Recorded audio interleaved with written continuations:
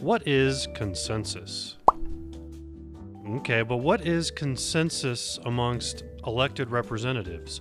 And what do the candidates running for Flagstaff City Council have to say about consensus? But I think one of the most important things is that we have a council that functions, a council that is not siloed, a council that works together and agrees to form consensus with all the voters and all the voices of the voters. But I guess what I would like to see is a council where all of the council members work with each other as opposed to working against each other. And that takes a little give and take. When I was on the Planning and Zoning Commission for 6 years, I only voted against the majority 3 times out of 6 years. So that's called consensus building. That's my vision for Flagstaff, that we have a body of representatives that will represent your voice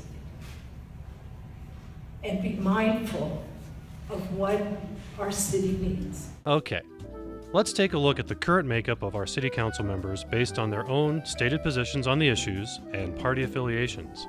When you look at the composition of the current Flagstaff City Council, on the surface, it seems to be a fairly diverse group of opinions as well as professional backgrounds, each with a unique perspective to bring to the dais. Now, let's take a look at the council if all 4 members of the so-called progressive slate are elected. Now think carefully. If candidate Jamie Whelan demands council decisions be made according to the voices of all the voters, whose voices will be least likely to be represented by this council? Okay, in the interest of fairness, let's look at the composition of council if the opposite happens and every single member of the progressive slate were to lose. I mean, basically we'd be replacing a progressive Democrat with a conservative Republican. Not much imbalance overall, though. Not that any of this matters, as city council is supposed to be nonpartisan, right? Right? Now let's examine a contradiction I noticed. In terms of how the city council votes, Whelan and the so-called progressive slate say that consensus matters, and they all seem to agree about this.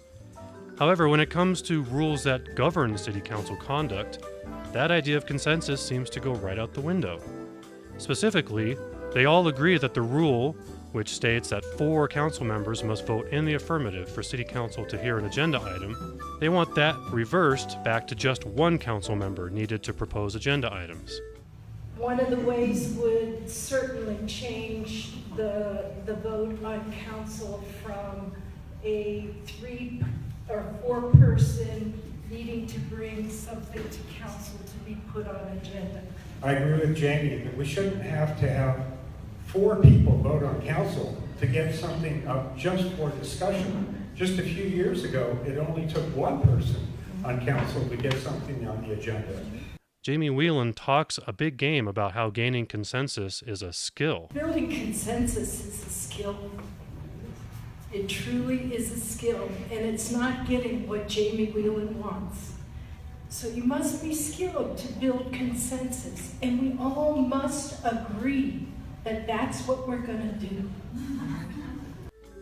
But what does it say about her skill at reaching consensus if she assumes it will be impossible for her or other council members to convince just 3 other colleagues to propose an agenda item?